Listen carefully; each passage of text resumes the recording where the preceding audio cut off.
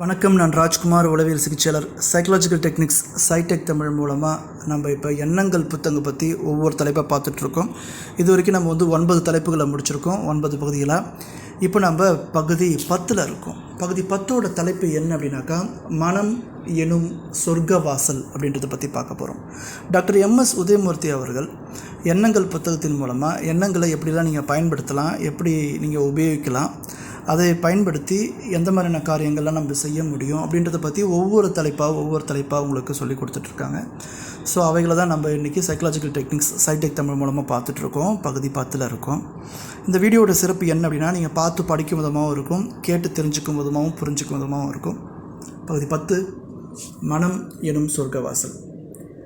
ஹக்குயின் என்ற புத்த ஞானியிடம் ஒரு புகழ்பெற்ற ஜப்பானிய நாட்டு வீரன் சந்தேகம் ஒன்றை கேட்டான். குருவே, சொர்க்கம் என்றும் நரகம் என்றும் இருப்பது உண்மைதானா? ஹக்குயின் அவ்வீரனை நோக்கி, நீ யார் என்று கேட்டார். நான் நமது மாண்புமிகு சக்கரவர்த்தியின் பாதுகாவலன் என்றான். அடே முட்டாளே, உன்னை பார்த்தால் பிச்சைக்காரனைப் போல தெரிகிறது. எந்த ராஜா உன்னை வீரனாக வைத்து கொண்டார் என்றார் ஞானி. வீரனுக்கு கோபம் பொங்கியது.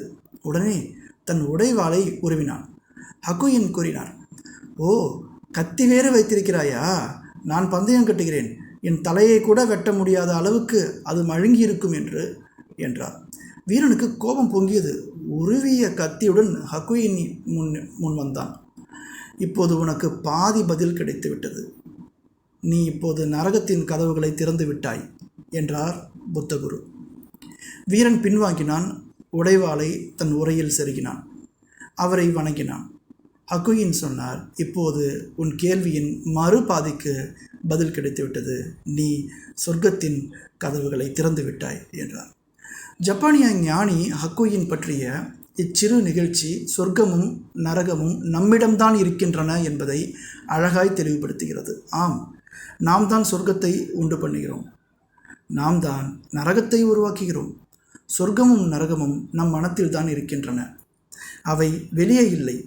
அன்பு, இனிமை, உண்மை, மலர்ச்சி, வளர்ச்சி, உதவி, ஆரோக்கியம் என்ற எண்ணங்களை உள்ளே விடும்போது நாம் சொர்க்கத்தை உருவாக்குகிறோம். வறுமை, பொறாமை, சினம், பயம் என்ற நோய் கொண்ட எண்ணங்களை உள்ளே விடும்போது நாம் நரகத்தை உருவாக்குகிறோம். நமது மனம் ஒரு சொர்க்கவாசல்.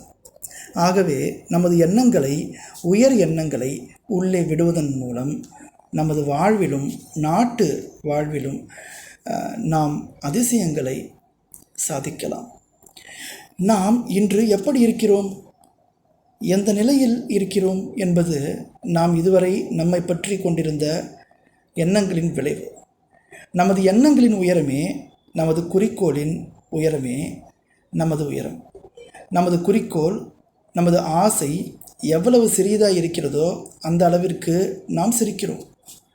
தாலுக்கா ஆஃபீஸில் குமாஸ்தாவாக வேலை செய்து கொண்டு நமது எண்ணங்கள் அதை விட்டு தாண்டாமல் இருந்தால் நாம் ஒரு மதிப்பிற்குரிய வயதேறிய தாலுக்கா குமாஸ்தாவாக பதவி ஓய்வு பெறுகிறோம். அல்லது தாலுக்கா ஆஃபீஸில் இருந்தாலும் நாட்டை பற்றி சிந்தித்தால் ஒரு நாள் நாம் நாட்டின் தலைவராக வளர முடியும், உயர முடியும்.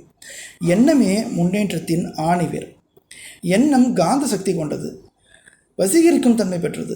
ஆகவே நமது எண்ணங்கள் அதன் விளைவுகளை புறச்சூழ்நிலையில் உருவாக்கும். எங்கே போக ஆசைப்படுகிறோமோ அங்கே போக வழிபிறக்கும் பாதை அமையும். வாழ்க்கை என்பது உள்ளிருந்து வெளியே போகும் ஒரு செயல் என்கிறார்கள் அறிஞர்கள்.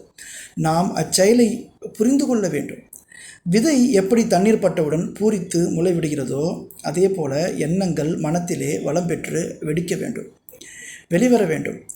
அதற்கு நாம் உள்ளத்தை பயன்படுத்த வேண்டும். எண்ணங்கள் எண்ணும்போது நம் மனத்தில் ஏற்படும் பலவித எண்ணங்களையும் நாம் பொதுவாக குறிப்பிடுகிறோம். அதை பரவி நிற்கின்றன. குறிக்கோள் எண்ணும்போது நமது எண்ணங்கள் கொள்கைகளை சுற்றி, ஓர் ஆசையை சுற்றி பின்னப்படுகின்றன. எண்ணங்களை பரவவிடாமல் ஒரு முனைப்படுத்தும் போது அது ஓர் அமைப்பை, நெறியை அடைகிறது. மனித வாழ்க்கையில் குறிக்கோள் அவசியம். ஊருக்கு செல்லும் போது ரயில்வே நிலையத்தில் சென்று, ஐயா ஒரு டிக்கெட் கொடுங்கள் என்று கேட்பதில்லை. இன்று என்ன ஊருக்கு போகிறோம் என்று திட்டம் இருக்கிறது. நம்மிடம் ஒரு ரயிலில் ஏறி உட்கார்ந்து கொண்டு ஏதோ ஒரு ஊருக்கு பயணம் செய்தவர்களை இதுவரை நாம் கண்டதில்லை. ஆனால் நம்மில் பலரோ ஒரு திட்டமில்லாமல் வாழ்க்கை பயணத்தை மேற்கொள்கிறோம். நாம் நம் மனத்திற்கு ஒரு திட்டத்தை, ஒரு தெளிவை, ஒரு குறிக்கோளை கொடுக்க வேண்டும். மனம் ஒரு அசாதாரணமான இயக்கம். நாம் அதனிடம் ஒரு தெளிவான கொள்கைகளை கொடுத்து விட்டோமானால், மனத்திற்கு உத்தரவு போட்டு விட்டோமானால், நிச்சயம் அது நம்மை அந்த ஊருக்கு அழைத்துச் செல்லும். மனம் என்னும் பொய்ப்பதில்லை. எத்தனையோ துறைகளில் வல்லுநர்களை நீங்கள் கண்டிருப்பீர்கள். அவர்கள் யாரையாவது பார்த்து நீங்கள் எப்படி இவ்வளவு திறமை பெற்றீர்கள் என்று கேட்டு பார்த்தால் அவர்கள் கதை வயதிலிருந்தே எனக்கு அப்படி ஒரு ஆசை உண்டு என்று தான் துவங்கும். எண்ணங்கள் நெறிப்படுத்தும் போது, ஒழுங்குபடுத்தும் போது அது குறிக்கோளாகிறது, லட்சியமாகிறது. அமெரிக்காவில் பொதுமக்களிடம் ஒரு சர்வே செய்யப்பட்டது. அதிலிருந்து கிடைத்த உண்மை அறிஞர்களை அதிர்ச்சி அடைய செய்தது. கணக்கெடுப்பில் பதிலளித்த பாதி பேருக்கு குறிக்கோள் என்று ஒன்றும் இல்லை. கல்லூரியில் படிக்கும் மாணவர்களை இது பற்றி விசாரித்த போது சுமார் கால் பகுதியினருக்கு ஒன்றும் குறிக்கோளோ லட்சியமோ இல்லை. மற்றொரு கால் பகுதியினருக்கு அவர்கள் குறிக்கோள் பற்றி ஒன்றும் தெளிவில்லை, குழப்பமான குறிக்கோளை கொண்டிருந்தனர். நமது ஊரில் இப்படி ஒரு கணக்கெடுப்பு செய்தால் மிக்க பயன் தரும் தகவல்கள் கிடைக்கும். நமது ஊரில் தெருவில் போவோரை தெரிந்தவர்களை பார்த்து கேளுங்கள். பெரும்பாலும் அவர்கள் என்னமோ ஓடுகிறது, ஆண்டவன் படியளிக்கிறான் என்று கூறுவதை காணலாம். வாழ்க்கை ஒரு போராட்டம் என்று சிலர் கருதுகிறார்கள். ஆனால் பெரும்பாலானவர்களோ வாழ்க்கையை ஒரு நீரோட்டமாக எண்ணுகிறார்கள். அது இழுத்துச் செல்கிற திசையில் செல்ல வேண்டிய மனிதனாக தங்களை கருதுகின்றனர். உண்மை என்னவெனில், வாழ்க்கையை நாம் எண்ணுகிறபடி நாம் அமைக்க முடியும். அதற்கு வேண்டிய மன உறுதி இருந்தால், திட்டங்கள் இருந்தால். இல்லாவிட்டால் நாம் அது போக வேண்டியதுதான். வள்ளுவர் கூறுகிறார், விதியை புறமுதுகிடச் செய்யலாம் ஒரு குறிக்கோளை நோக்கி ஓயாது உழைத்தால் என்று. வாழ்க்கையில் நம்பிக்கை இல்லாதவர்களுக்கு குறிக்கோள் ஏதும் இருப்பதில்லை. குறிக்கோள் என்பது வெறும் ஆசை அல்ல, ஆசைக்கு மேல் அதிகம் நமக்கு அதில் ஈடுபாடு இருக்க வேண்டும். நம் குறிக்கோளை நாம் வடிவ ரூபத்தில் காண வேண்டும். உடலால் உணர வேண்டும், ருசிக்க வேண்டும், நுகர வேண்டும். நாம் அத்துடன் வாழ வேண்டும். விவேகானந்தர் கூறினார், நீருக்குள் அமுங்கியிருப்பவன் வெளியே வர எப்படி துடிக்கிறானோ அத்தகைய ஜீவ வேகம் நமக்கு வேண்டும் என்று.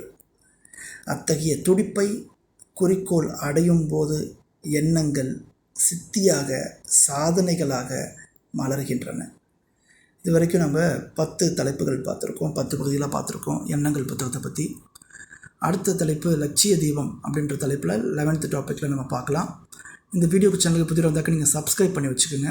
அது மூலமாக எண்ணங்கள் புத்தகம் மட்டும் இல்லாமல் சைக்காலஜி பற்றி, உளவியல் பற்றி நிறைய விஷயங்களை நம்ம சைக்காலஜிக்கல் டெக்னிக்ஸில் அப்லோட் பண்ணியிருக்கோம். அவைகளை நீங்கள் பார்க்க முடியும். சப்ஸ்கிரைப் பண்ணுறது மட்டும் இல்லாமல் பெல் பட்டனையும் கிளிக் பண்ணிக்கோங்க. ஆல் பட்டன் நோட்டிஃபிகேஷன் கிளிக் பண்ணிங்க. அதன் மூலமாக தொடர்ச்சி நான் அப்லோட் பண்ணுற வீடியோஸ் உங்களை அடையும் நம்புகிறேன்.